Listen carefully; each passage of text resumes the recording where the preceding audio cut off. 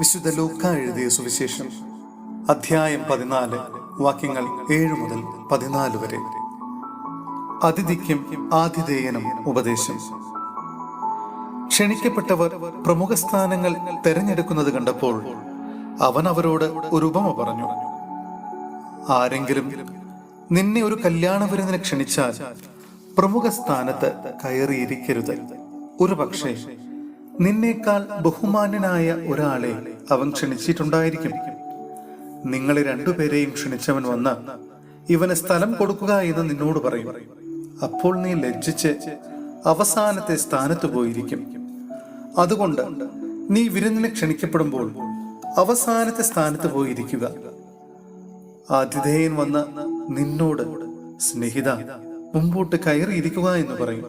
അപ്പോൾ നിന്നോടുകൂടെ ഭക്ഷണത്തിനിരുന്ന സകലരുടെയും മുൻപാകെ നിനക്ക് മഹത്വമുണ്ടാകും. തന്നെ തന്നെ ഉയർത്തുന്നവൻ താഴ്ത്തപ്പെടും, തന്നെ തന്നെ താഴ്ത്തുന്നവൻ ഉയർത്തപ്പെടും. തന്നെ ക്ഷണിച്ചവനോടും അവൻ പറഞ്ഞു, നീ ഒരു സദ്യയോ അത്താഴ വിരുന്നോ കൊടുക്കുമ്പോൾ നിന്റെ സ്നേഹിതരെയോ സഹോദരരെയോ ബന്ധുക്കളെയോ ധനികരായ അയൽക്കാരെയോ വിളിക്കരുത്. ഒരു പക്ഷേ അവർ നിന്നെ പകരം ക്ഷണിക്കുകയും അത് നിനക്ക് പ്രതിഫലമാവുകയും ചെയ്യും. എന്നാൽ നീ സദ്യ നടത്തുമ്പോൾ ദരിദ്രർ, വികലാംഗർ, മുടന്തർ, കുരുടർ എന്നിവരെ ക്ഷണിക്കുക. അപ്പോൾ നീ ഭാഗ്യവാനായിരിക്കും.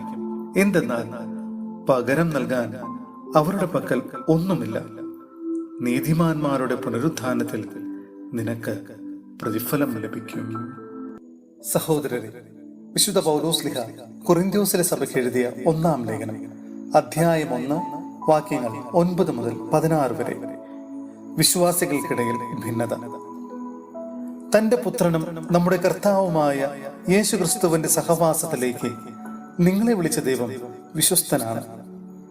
സഹോദരരെ, നിങ്ങളെല്ലാവരും സ്വരച്ചേർച്ചയോടും ഐക്യത്തോടും ഏക മനസ്സോടും ഏകാഭിപ്രായത്തോടും കൂടി വർദ്ധിക്കണമെന്ന് നമ്മുടെ കർത്താവായ യേശുക്രിസ്തുവിന്റെ നാമത്തിൽ ഞാൻ നിങ്ങളോട് അഭ്യർത്ഥിക്കുന്നു. എന്റെ സഹോദരരെ, നിങ്ങളുടെ ഇടയിൽ തർക്കങ്ങളുണ്ടെന്ന് ക്ലോയയുടെ ബന്ധുക്കൾ എന്നെ അറിയിച്ചിരിക്കുന്നു.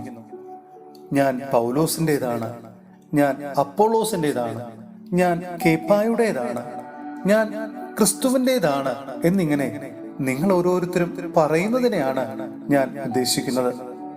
ക്രിസ്തു വിഭജിക്കപ്പെട്ടിരിക്കുന്നു. നിങ്ങൾക്ക് വേണ്ടി ക്രൂശിതനായത് പൗലോസാണോ? പൗലോസിന്റെ നാമത്തിലാണോ നിങ്ങൾ ജ്ഞാനസ്നാനം സ്വീകരിച്ചത്? ക്രിസ്പോസിനെയും ഗായൂസിനെയും അല്ലാതെ നിങ്ങളിൽ മറ്റാരെയും ഞാൻ സ്നാനപ്പെടുത്തിയിട്ടില്ല എന്നതിൽ ദൈവത്തിന് നന്ദി പറയുന്നു. അതുകൊണ്ട് എന്റെ നാമത്തിൽ സ്നാനം സ്വീകരിച്ചു എന്ന് പറയാൻ നിങ്ങളിൽ ആർക്കും സാധിക്കുകയില്ല. സ്തെഫാനോസിന്റെ കുടുംബത്തെ കൂടി ഞാൻ സ്നാനപ്പെടുത്തിയിട്ടുണ്ട്. അതല്ലാതെ മറ്റാരെയെങ്കിലും ഞാൻ സ്നാനപ്പെടുത്തിയിട്ടുണ്ടോ എന്ന് അറിഞ്ഞുകൂടാ.